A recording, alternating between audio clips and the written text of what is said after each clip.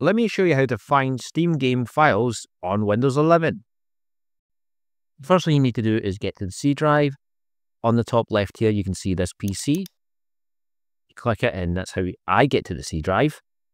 You may not have that set up on your desktop, so you can also use the shortcut Windows E.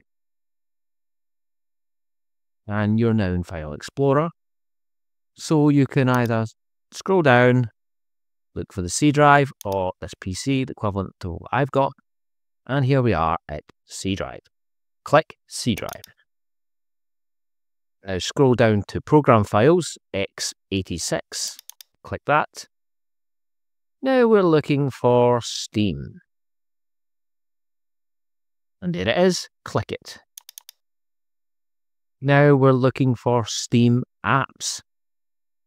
Near the bottom, click Steam apps. And now finally, we're looking for Common. Yes, that's it. Click it. And here you are. Here's the Steam games stored by default. This is the default location.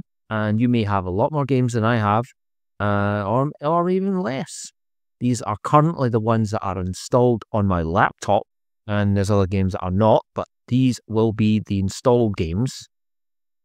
And if you click on them, just the standard things all there. It's all the data you need. And let's just, for example, show you the properties. And you can see 524 gigabytes. That's where the game is. That's the location of the exe and the files and all that stuff.